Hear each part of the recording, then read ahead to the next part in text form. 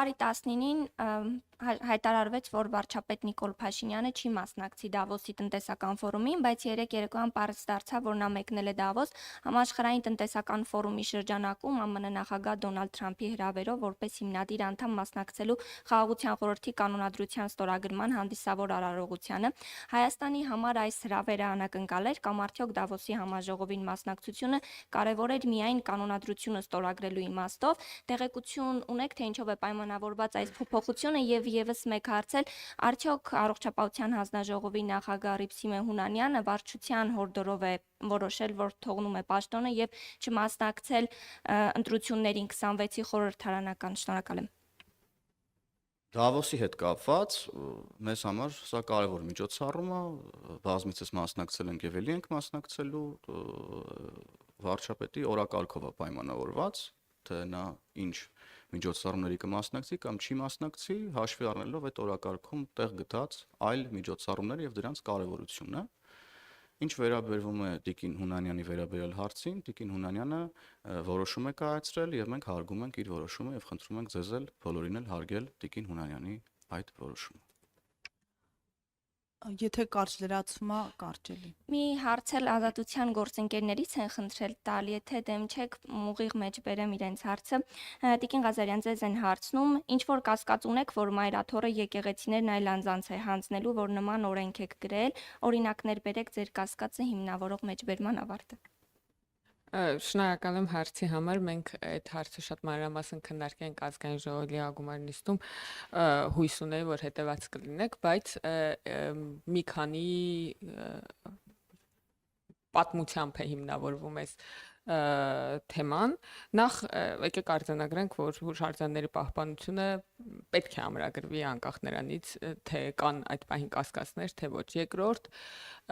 մենք գիտենք, մամուլում կան հրապարակումներ, ես հիմա եկեղեցու փաստացի իրավական ներկայացուցիչի ընտանիքի անդամներին չթիրախավորելու համար անունները եւ հասցեները չեմ տա, բայց կան հրապարակումներ, որ Կտրուչ Ներսիսյանը իր թորներին, օրինակ, եկեղեցու գույքից բնակարանը չհերկված, ընդ որում կարա հերքի եւ այն մարդիկ, ովքեր դա հրապարակել են, միգուցե հրապարակային խոսեն այդ մասին եւ նաեւ հոգեվոր խորհրդի ներկայացուցիչներ են այդ մասին պատմել, որ եկեղեցու գույքից օտարվել են, նվիրվել են, սեփականաշնորհվել են իր ընտանիքի անդամներին։ Այս նախադասության մեջ իհարկե ամեն ինչն է աբսուրդ, սկսած այդ նրա ամբողջ նախադասությունը, հա, կաթողիկոսը իր թորներին նվիրել է եկեղեցու գույքը, այս նախադասությունը ծայրից ծայր աբսուրդ է, բայց հիմա այդ իրողության մեջ ենք ապրում։ Ինչ վերաբերում է մշակութային արժեքների նկատմամբ վերաբերմունքին, հենց ազատության մեր գործընկերներին տված, ձեր գործընկերներին տված հարցազրույցում Ասողիկ քահանան, որ այդ պահին ներկայացնում է եկեղեցուն իրավաբանորեն, ասում է, որ իրենք Գեղարդից մի փշրանք, մասունք նվիրել են Ռուսաստանի եկեղեցուն, թեմի առաջնորդին, ռուս ուղղափառ եկեղեցու թեմի առաջնորդին, դրան եթե գումարենք նաև այն քաղաքական հորդորները, որոնք տեղի են ունենում, այսինքն մշակութային արժեքներ նվիրելու պրակտիկա էլ կա, ընծայաբերելու, եթե կարելի է այդ բառերը, ճշգրիտ բառերով նկարագրել, հա, կանոնադրական, ընդ որում նվիրելու եւ ընծայաբերելու իմաստով, իրավական իմաստով այդտեղ ոչ մի տարբերություն չկա, այդ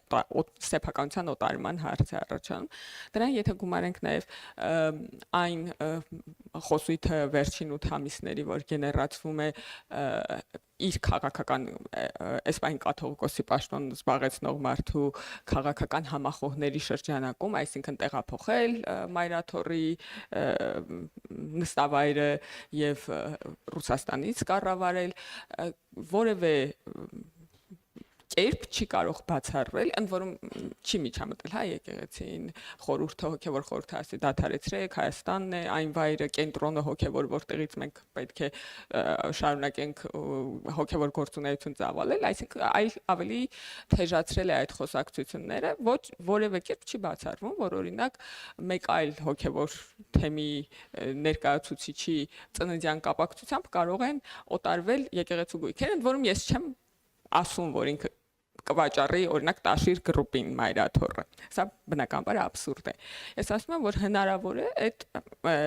այս ամբողջ խոսակցությունների, հա, քաղաքական հակամարտության, քանի որ եկեղեցին ներգրավել է քաղաքականության մեջ եւ տրամաբանական բաներ է, քաղաքական իմաստով տրամաբանական բաներ է անում, որը վնասում է եկեղեցուն։ Ինքը կարող է օրինակ տեղափոխվել նոր Նախիջևանի թեմ եւ օրինակ նոր Նախիջևանի թեմի վրա գույքը գրանցել, ինչը հիմնավորվում է նաեւ նրանով, որ այս նախագծի քննարկումից հետո բազմաթիվ քահանաներ միջնորդավորված եւ ուղիղ հրապարակային եւ ոչ հրապարակային կապվել են ինձ հետ եւ առաջարկել են մյուս գույքերն էլ ներառել այդտեղ եւ ասել են, որ իրենք նույնպես այդ խոսակցությունները լսել են եւ այլն եւ այսպես շարունակ։ Սա այն մասով արդյոք ինչպես է հիմնավորվում, բայց նույնիսկ եթե որևէ հիմնավորում չլինի, պետության պոզիտիվ պարտավորությունն է, ընդ որում բազմաթիվ միջազգային կոնվենցիաներով պաշտպանել իր տարածքում գտնվող կրոնական հուշարձանները, կան երկրներ եւ առաջադեմ երկրներ, ժողովրդավար երկրներ, աշխարհի երկրների մեծամասնությունը, ովքեր որևէ կերպ ուրիշ որևէ կազմակերպության սեփականության իրավունք չեն տալիս։